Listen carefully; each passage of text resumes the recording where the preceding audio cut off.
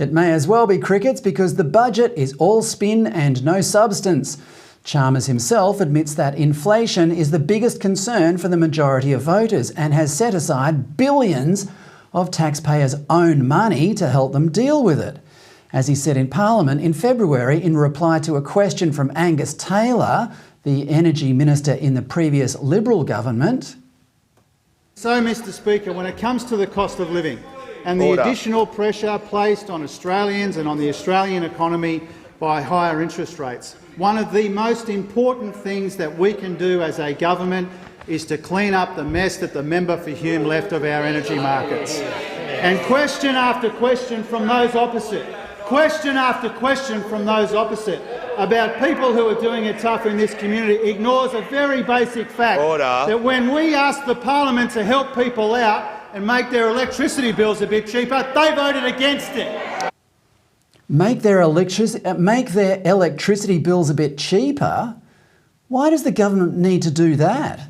Didn't Prime Minister Anthony Albanese say they would go down? Reducing power prices by $275 for cheaper electricity. It will save families $275 on average a year. Households will benefit by $275 on average. It will mean cheaper power for homes and businesses. That will reduce power prices by $275. $275.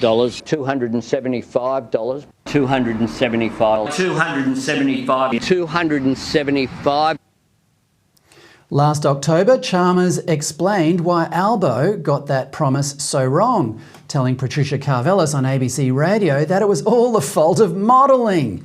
Quote, "The modelling we released was done in 2021 before a war in Europe, which is playing havoc with global energy prices. The modelling was done in 2021. It referred to an outcome in 25, and in 22 we've had a war in Ukraine.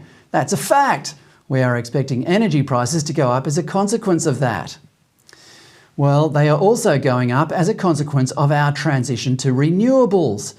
Chalmers told Perth radio station 6PR during the election campaign last year that he was committing only $700 million in total to cleaner and cheaper energy. Listeners would have heard that and thought, well, that's a bargain. Well, we are now spending tens of billions on new windmills, solar panels, batteries and a new connecting network of wires. Here's Chris Bowen applauding the closure of the Liddell Power Station in New South Wales, which will hasten the transition to renewables on Channel 7 this month. But the good news is we've got plans in place to ensure we not only have renewable energy coming on, but the storage, because when the wind isn't blowing, the sun isn't shining, we can store the energy from when it is to get us through those periods. So we have those plans in place. Yes, it's hard and difficult to manage this transformation, but that's exactly what we're doing in partnership with all the states and territories, working together to make sure that we get through this transformation. We have cleaner, cheaper, reliable, renewable energy that is being stored and can get us through the periods we need to get through. And here he is promising that it will bring prices down. Renewable energy is actually now the cheapest form of energy. Actually, coal is an expensive form of energy compared to renewables. That wasn't always the case, but it is now.